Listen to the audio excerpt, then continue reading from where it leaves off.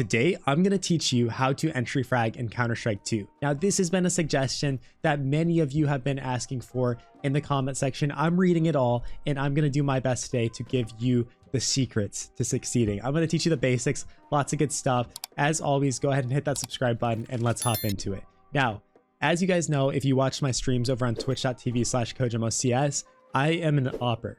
But from the opper perspective, I'm going to tell you what a good entry frag does and how to find impact and value from it. So this is very important just all around. Even if this isn't your role, you're sometimes going to have to do this anyway. So pay attention, listen up, and let's talk about it. The biggest mistake that I see entry frags making inside of this game is they are not aggressive enough. This is the role that when you are running in with your teammates, you are entry fragging. You're not sitting here and entering, clearing every single angle. You're not entry baiting, you are entry fragging. Get in there, get aggressive, and make space for your teammates. The best entry frags in the world, it doesn't matter about the kills they're getting, it's the space that they create to allow their teammates to trade off of them. A good example on this on Dust 2 is here on B site. Guys, if I'm the entry frag one, yes, if we can get like a Mac 10 or something active, this is great because we can throw their crosshair off of our opponents by jumping around and going crazy. But more importantly, you are not sitting there and going, okay, clear this, okay, is someone here? No, get in there, get aggressive, jump around, and take an aggressive fight on something. The best entry frags in the world do not sit around. They make that space regardless if they think they're gonna die or not.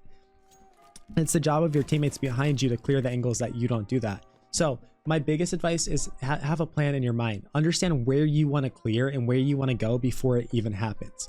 I'm going to teach you exactly how to do that, but first, let me show you how to get the best skins like this Mac 10 gold brick. Thank you to the sponsor of today's video, Skins Monkey. They are one of the greatest and easiest to use CS2 trading sites out there. You can swap out the skins you do not like for brand new ones that are so much more fresh. Even skins that are trade locked can be secured by adding them to your backpack. The greatest thing about the site is that you can buy skins for so much cheaper with a 35% deposit bonus when you use my code CoJo. Make sure to check out the freebie section where you can get a free skin just by completing tasks. On top of the bonuses, you also get a $5 bonus when clicking the link in the description. All right, guys, so my best advice I can give you is have this premeditated plan and commit to it 100%. Go clear right side of site here as we're running out. If somebody is swinging from barrels or something like that, cool, whatever. We're just trying to get out and make our plan happen. The point being, if we do this, and that minimum, if that guy is going to kill you, especially if our teammates are throwing flashes and this type of stuff, we are drawing the crosshair away of him. If we're jumping up there like a maniac and we're doing this, it forces him to have to sit up here and kill us while our teammates are running out on the opposite side trading us. Same thing if he's car. If you're jumping around up there like this, right? If we have a Mac 10, we're coming out here, jumping up and killing this guy. He is now having to sit there and move his crosshair from just clicking like this to now fighting up in the air while the rest of your guys swing on the floor. Now, if you have a rifle, yes, I don't want you jumping around and doing this. That's where we can just be aggressive and, you know, really think about the angles that we're fighting and where we want to go. If you're doing this on the fly as you're coming out, you're going to fail. The best entries in the world know where they want to go, where they want to path aggressively, and they make it happen. Create that room for your teammates. Now, another thing you can do as an entry is you are not worried about the mollies. If they molly in like tunnels here, that's not your job to put it out. That is the second guy behind you's job. So make sure you communicate with that to him with that and make sure he understands his job. Your job, if anything, is just to throw a flash off the wall as you're running out. That's going to blind just broad angles so that it, again, creates more room for you. If they sit here and have to worry about that, even if they just duck here and change their angle, that could help you out a lot. Not to mention, obviously, if they're like playing a position like this and then you throw that flash, cool, now you just won because he's completely blind. But yeah, so a lot of entries make the mistake of trying to sit here and put out the molly. No, have your gun out. Have your gun out. The only reason this flash makes sense is because we can throw it and have our gun out. 100% just get your gun out and shoot. If you're thinking about anything other than that as an entry, honestly, you're overcomplicating it and you're making your life harder than it needs to be. Let's use Dust Too Long for an example here. If we're entering out here early round, same thing. I'm not coming out here and then just stopping. If I see someone like crossing long, I'm not sitting here and trying to fight him.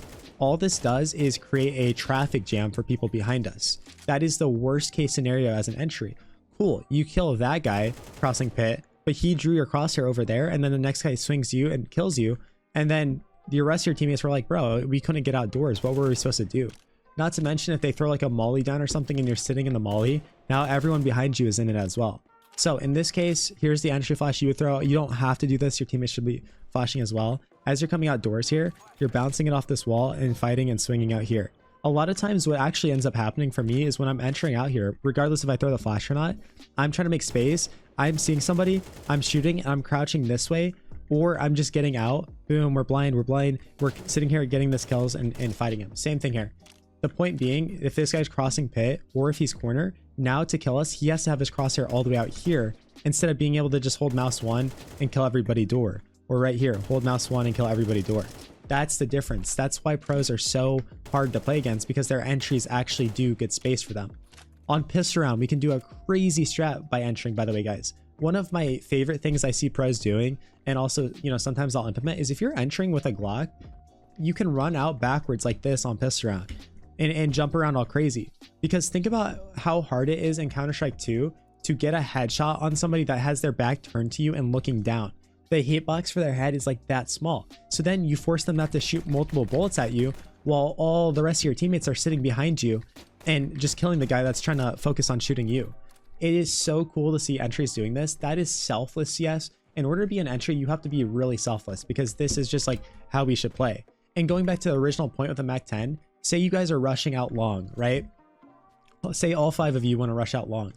If 4 people have a rifle in your spawn and, you know, one guy has a MAC-10, say, hey bro, give me that MAC-10. And then so you have the MAC-10 because you're getting up in their face, you're getting aggressive.